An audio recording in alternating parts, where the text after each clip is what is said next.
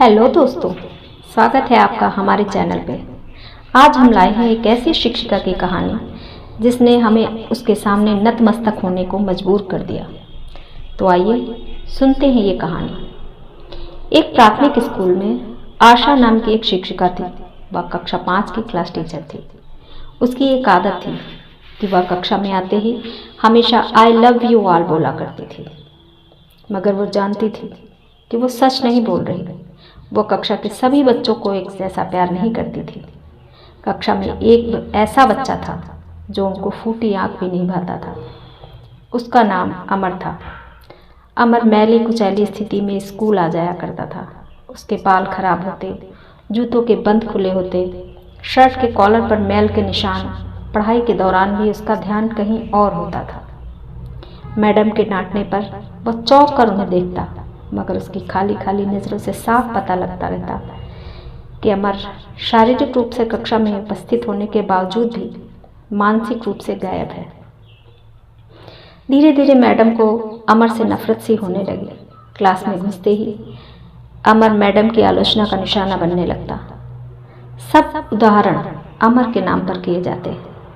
बच्चे उस पर खिलखिला कर हंसते और मैडम उसको अपमानित करके संतोष प्राप्त करती।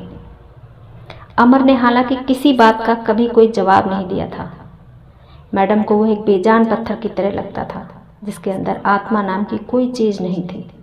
प्रत्येक डांट, व्यंग और सजा के जवाब में वह बस अपनी भावनाओं से खाली नज़रों से उन्हें देखा करता और सिर झुका लेता। मैडम को अब इससे गंभीर नफरत हो चुकी थी। पहला सेमेस्टर समाप्त हो गया और प्रोग्रेस रिपोर्ट बनाने का चरण आया तो मैडम ने अमर की प्रगति रिपोर्ट में ये सब बुरी बातें लिख मारी। प्रगति रिपोर्ट माता पिता को दिखाने से पहले हेडमास्टर के पास जाया करती थी। उन्होंने जब अमर की प्रोग्रेस रिपोर्ट देखी तो मैडम को बुला लिया। मैडम, प्रगति रिपोर्ट में कुछ तो अमर की प्रगति भी लिखनी चाहिए थी। आपने तो जो कुछ लिखा है इससे अमर के पिता इससे बिल्कुल निराश हो जाएंगे।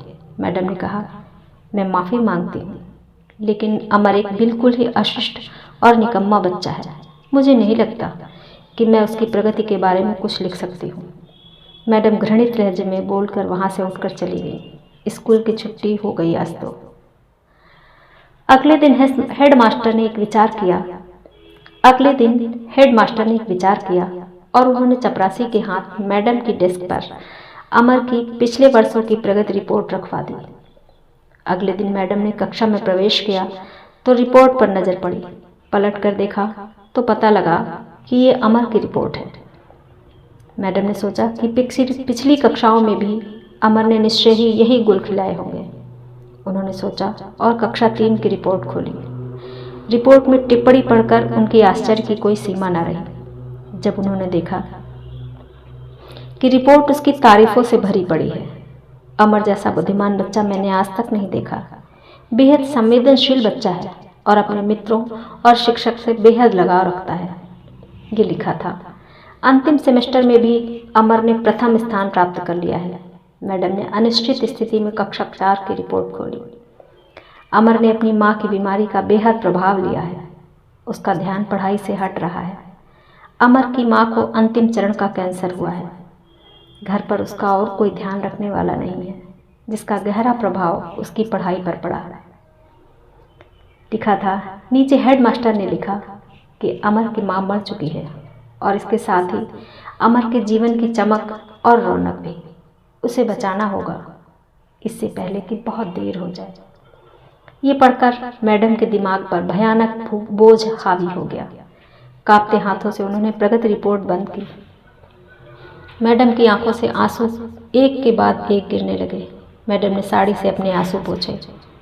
अगले दिन जब मैडम कक्षा में दाखिल हुई तो उन्होंने अपनी आदत के अनुसार अपना पारंपरिक वाक्यांश आई लव यू ऑल दोहराया, मगर वो जानती थी कि वह आज भी झूठ बोल रही है, क्योंकि इसी क्लास में बैठे एक उलझे बालों वाले बच्चे अमर के लिए जो प्यार वो आज अपने दिल में महसूस कर रही थी, वह कक्षा में बैठे और किसी भी बच्चे से अधिक था। पढ़ाई के दौरान उन्होंने रोजाना दिनचर्या की तरह एक सवाल अमर पर दागा और हमेशा की तरह राजू ने सिर झुका लिया और हमेशा की तरह अमर ने सिर झुका लिया। जब कुछ देर तक मैडम से कोई डांट फटकार और सहपाठी सहयोगियों से हंसी की आवाज़ उसके कानों में ना पड़ी तो उसने अचंभे से सिर उठाकर मैडम की ओर देखा। अप्रत्याशित उनके माथे पर आज बल न थे, वह मुस्कुरा रही थी। उन्होंने अमर को अपने पास बुलाया और उसे सवाल का जवाब बताकर जबरन दोहराने के लिए कहा। अमर 3-4 बार के आग्रह के बाद अंततः बोल ही पड़ा। इसके जवाब देते ही मैडम ने न सिर्फ खुद खुशांदाज होकर तालियां बजाईं बल्कि सभी बच्चों से भी बजवाई। फिर तो ये दिनचर्या बन गई। मैडम हर सवाल का जवाब अपने आप बताती और फिर उसकी खूब सराहना तारीफ करती। प्रत्येक अच्छा उदाहरण अमर के कारण दिया जाने लगा। धीरे धीरे पुराना अमर सन्नाटे की कब्र फाड़कर बाहर आ गया।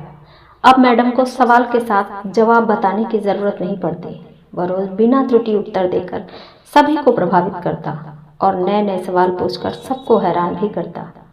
उसके बाल अब कुछ हद तक सुधरे होते, कपड़े भी काफ़ी हद तक साफ होते, जिन्हें शायद वो खुद धोने लगा था।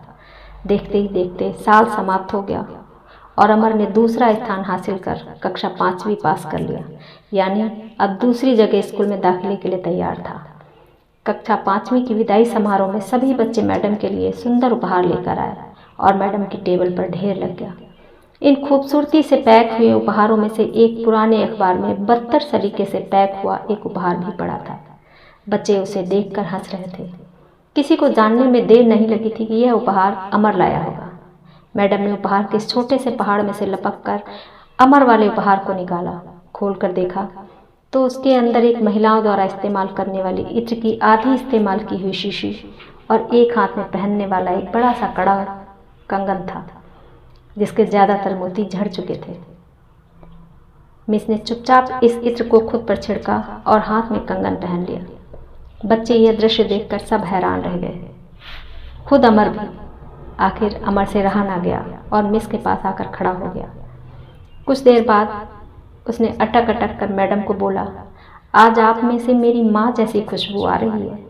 इतना सुनकर मैडम की आंखों में आंसू आ गए और मैडम ने अमर को अपने गले से लगा लिया। अमर अब दूसरी स्कूल में जाने वाला था। अमर ने दूसरी जगह स्कूल में दाखिले ले लिया था। समय बीतने लगा। दिन सप्ताह महीने और महीने साल में बदलते भला कहाँ देर लगती है। मगर हर साल के अंत में मैडम को राजू से एक पत्र नियमित रूप से प्राप्त होता, जिसमें लिखा होता कि इस साल कई नए टीचर से मिला, मगर आप जैसा मैडम कोई नहीं था। फिर अमर की पढ़ाई समाप्त हो गई और पत्रों का सिलसिला भी समाप्त हो गया। कई साल आगे गुजरे और मैडम रिटायर हो गई। एक दिन मैडम के घर अपनी मेल में अमर का पत्र मिला, जिसमें लिखा था, इस महीने के अंत में मेरी शादी है और आपके बिना शादी की बात मैं नहीं सोच सकता। एक और बात, मैं जीवन में बहुत सारे लोगों से मिल चुका हूँ, आप जैसा कोई नहीं है। आपका डॉक्टर अमर।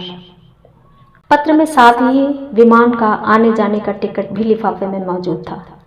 मैडम खुद को हरगिज न रोक सकी। उन्होंने अपने पति से अनुमति ली और वह अमर के शहर के लिए रवाना हो गई। शादी के दिन जब वह शादी की जगह पहुंची तो थोड़ी लेट हो चुकी थी। उन्हें लगा समारोह समाप्त हो चुका होगा, मगर ये देखकर उनके आश्चर्य की सीमा न रही कि शहर के बड़े डॉक्टर, बिजनेसमैन और यहाँ तक कि वहाँ पर शादी कराने वाले पंडित जी भी थक गए थे कि आखिर कौन आना बाकी है। मगर अमर समारोह में शादी के मंडप के बजाय गेट की तरफ टकटकी लगाए उनके आने का इंतजार कर रहा था। फिर सबने देखा कि जैसे ही एक बुढ़ी औरत ने गेट से प्रवेश किया, अमर उनकी ओर लपका और उनका वो हाथ पकड़ा जिसमें उन्होंने अब तक वह कड़ा पहना हुआ था और उन्हें सीधा मंच पर ले गया। अमर ने माइक हाथ में पकड़कर कुछ यूं बोला, दोस्तों, आप सभी हमेशा मुझसे मेरी माँ के बारे में पूछा करते थे और मैं आप सबसे वादा किया करता था कि जल्द ही आप सबको उनसे मिलाऊंगा। ध्यान से देखो, ये है मेरी प्यारी सी माँ। दुनिया की सबसे अच्छी है मेरी माँ। ये मेरी माँ है।